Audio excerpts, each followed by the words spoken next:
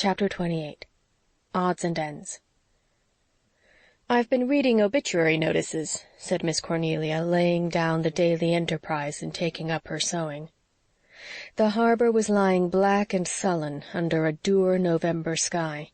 The wet, dead leaves clung drenched and sodden to the window-sills, but the little house was gay with firelight and spring-like with Anne's ferns and geraniums. "It's always summer here, Anne," Leslie had said one day, and all who were the guests of that house of dreams felt the same. "The Enterprise seems to run to obituaries these days," quoth Miss Cornelia. "It always has a couple of columns of them, and I read every line. It's one of my forms of recreation, especially when there's some original poetry attached to them. Here's a choice sample for you. 'She's gone to be with her Maker, never more to roam. She used to play and sing with joy the song of Home Sweet Home.' Who says we haven't any poetical talent on the island? Have you ever noticed what heaps of good people die, Anne dearie? It's kind of pitiful. Here's 10 obituaries, and every one of them saints and models, even the men. Here's old Peter Stimson, who has left a large circle of friends to mourn his untimely loss. Lord, Anne dearie, that man was 80, and every one who knew him had been wishing him dead these 30 years. Read obituaries when you're blue, Anne dearie, especially the ones of folks you know. If you've any sense of humor at all, they'll cheer you up, believe me. I just wish I had the writing of the obituaries of some people. Isn't obituary an awful ugly word? This very Peter I've been speaking of had a face exactly like one. I never saw it, but I thought of the word obituary then and there. There's only one uglier word that I know of, and that's relict. Lord, Anne dearie, I may be an old maid, but there's this comfort in it, I'll never be any man's relict." "It is an ugly word," said Anne, laughing. "Avonlea graveyard was full of old tombstones, sacred to the memory of so-and-so, relict of the late so-and-so. It always made me think of something worn out and moth-eaten. Why is it that so many of the words connected with death are so disagreeable? I do wish that the custom of calling a dead body the remains could be abolished. I positively shiver when I hear the undertaker say at a funeral, 'All who wish to see the remains, please step this way.' It always gives me the horrible impression that I'm about to view the scene of a cannibal feast." "Well, all I hope," said Miss Cornelia calmly, "is that when I'm dead nobody will call me our departed sister. I took a scunner at this sister and brothering business 5 years ago, when there was a traveling evangelist holding meetings at the Glen. I hadn't any use for him from the start. I felt in my bones that there was something wrong with him, and there was. Mind you, he was pretending to be a Presbyterian, he called it, and all the time he was a Methodist. He brothered and sistered everybody. He had a large circle of relations, that man had. He clutched my hand fervently one night and said imploringly, 'My dear Sister Bryant, are you a Christian?' I just looked him over a bit, and then I said calmly, 'The only brother I ever had, Mr. Fiske, was buried 15 years ago, and I haven't adopted any since. As for being a Christian, I was that, I hope and believe, when you were crawling about the floor in petticoats.' That squelched him, believe me. Mind you, Anne dearie, I'm not down on all evangelists. We've had some real fine, earnest men who did a lot of good and made the old sinners squirm. But this Fiske man wasn't one of them. I had a good laugh all to myself one evening. Fiske had asked all who were Christians to stand up. I didn't, believe me. I never had any use for that sort of thing, but most of them did. And then he asked all who wanted to be Christians to stand up. Nobody stirred for a spell, so Fiske started up a hymn at the top of his voice. Just in front of me poor little Ikey Baker was sitting in the Millison pew. He was a home boy, 10 years old, and Millison just about worked him to death. The poor little creature was always so tired he fell asleep right off whenever he went to church or anywhere he could sit still for a few minutes. He'd been sleeping all through the meeting, and I was thankful to see the poor child getting a rest, believe me.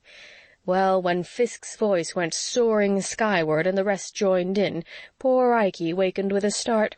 He thought it was just an ordinary singing and that everybody ought to stand up, so he scrambled to his feet mighty quick, knowing he'd get a combing down from Maria Millison for sleeping in meeting.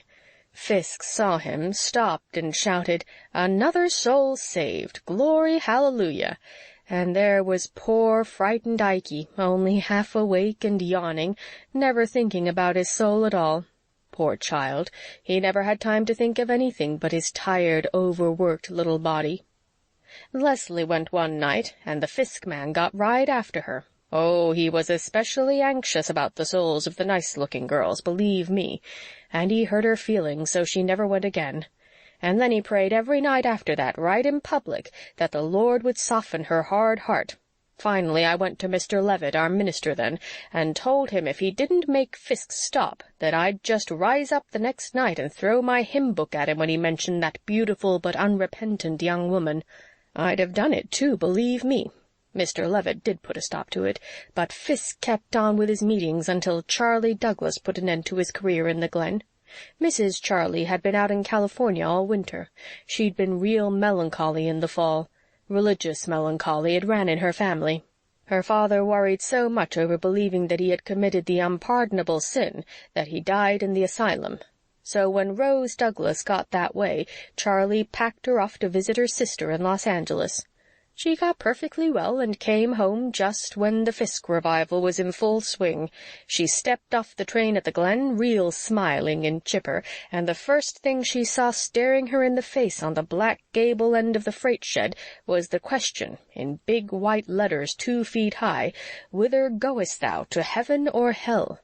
That had been one of Fiske's ideas, and he got Henry Hammond to paint it.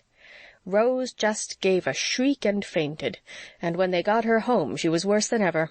Charlie Douglas went to Mr. Levitt and told him that every Douglas would leave the church if Fiske was kept there any longer.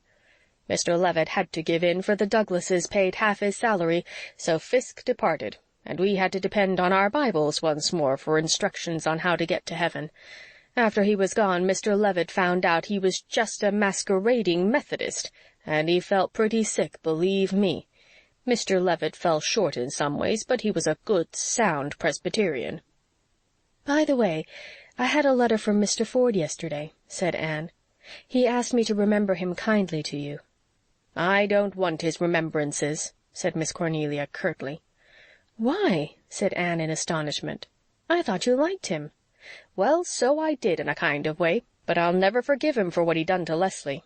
There's that poor child eating her heart out about him as if she hadn't trouble enough, and him ranting round Toronto, I've no doubt, enjoying himself same as ever. Just like a man." "Oh, Miss Cornelia, how did you find out?" "Lord, Anne dearie, I've got eyes, haven't I? And I've known Leslie since she was a baby. There's been a new kind of heartbreak in her eyes all the fall, and I know that writer man was behind it somehow. I'll never forgive myself for being the means of bringing him here. But I never expected he'd be like he was. I thought he'd be just like the other men Leslie had boarded, conceited young asses, every one of them, that she never had any use for. One of them did try to flirt with her once, and she froze him out, so bad I feel sure he's never got himself thawed since. So I never thought of any danger." "Don't let Leslie suspect you know her secret," said Anne hurriedly. "I think it would hurt her." "Trust me, Anne dearie, I wasn't born yesterday. Oh, a plague on all the men. One of them ruined Leslie's life to begin with, and now another of the tribe comes and makes her still more wretched. And this world is an awful place, believe me." "There's something in the world amiss will be unriddled by and by," quoted Anne dreamily. "If it is, it'll be in a world where there aren't any men," said Miss Cornelia gloomily. "What have the men been doing now?" asked Gilbert, entering. "Mischief, mischief. What else did they ever do?" "It was Eve ate the apple, Miss Cornelia." "'Twas a he-creature tempted her," retorted Miss Cornelia triumphantly. Leslie, after her first anguish was over, found it possible to go on with life after all, as most of us do, no matter what our particular form of torment has been. It is even possible that she enjoyed moments of it when she was one of the gay circle in the little house of dreams. But if Anne ever hoped that she was forgetting Owen Ford, she would have been undeceived by the furtive hunger in Leslie's eyes whenever his name was mentioned. Pitiful to that hunger, Anne always contrived to tell Captain Jim or Gilbert bits of news from Owen's letters when Leslie was with them. The girl's flush and pallor at such moments spoke all too eloquently of the emotion that filled her being. but she never spoke of him to Anne, or mentioned that night on the sandbar.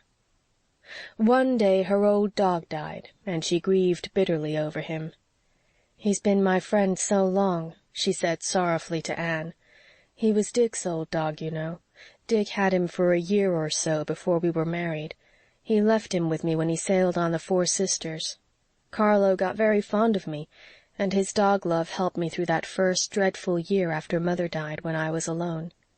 When I heard that Dick was coming back, I was afraid Carlo wouldn't be so much mine, but he never seemed to care for Dick, though he had been so fond of him once. He would snap and growl at him as if he were a stranger. I was glad. It was nice to have one thing whose love was all mine. That old dog has been such a comfort to me, Anne. He got so feeble in the fall that I was afraid he couldn't live long, but I hoped I could nurse him through the winter. He seemed pretty well this morning. He was lying on the rug before the fire. Then all at once he got up and crept over to me. He put his head on my lap and gave me one loving look out of his big, soft dog eyes, and then he just shivered and died. I shall miss him so." "Let me give you another dog, Leslie," said Anne.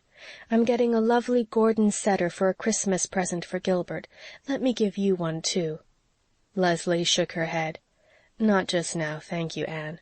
I don't feel like having another dog yet. I don't seem to have any affection left for another. Perhaps, in time, I'll let you give me one. I really need one as a kind of protection. But there was something almost human about Carlo. It wouldn't be decent to fill his place too hurriedly, dear old fellow." Anne went to Avonlea a week before Christmas and stayed until after the holidays. Gilbert came up for her, and there was a glad New Year celebration at Green Gables, when Barrys and Blythes and Wrights assembled to devour a dinner which had cost Mrs. Rachel and Marilla much careful thought and preparation. When they went back to Four Winds, the little house was almost drifted over, for the third storm of a winter that was to prove phenomenally stormy had whirled up the harbor and heaped huge snow mountains about everything it encountered. But Captain Jim had shoveled out doors and paths, and Miss Cornelia had come down and kindled the hearth fire. "It's good to see you back, Anne, dearie. But did you ever see such drifts?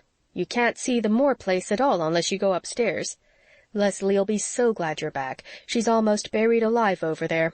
Fortunately, Dick can shovel snow, and thinks it's great fun. Susan sent me word to tell you she would be on hand tomorrow. Where are you off to now, Captain?" "I reckon I'll plow up to the Glen and sit a bit with old Martin Strong. He's not far from his end, and he's lonesome. He hasn't many friends, been too busy all his life to make any. He's made heaps of money, though." "Well, he thought that since he couldn't serve God and Mammon, he'd better stick to Mammon," said Miss Cornelia crisply, "so he shouldn't complain if he doesn't find Mammon very good company now." Captain Jim went out, but remembered something in the yard and turned back for a moment. "I'd a letter from Mr. Ford, Mistress Blythe, and he says the life book is accepted and is going to be published next fall. I felt fair uplifted when I got the news. To think that I'm to see it in print at last." "That man is clean crazy on the subject of his life book," said Miss Cornelia compassionately. "For my part, I think there's far too many books in the world now." End of chapter 28.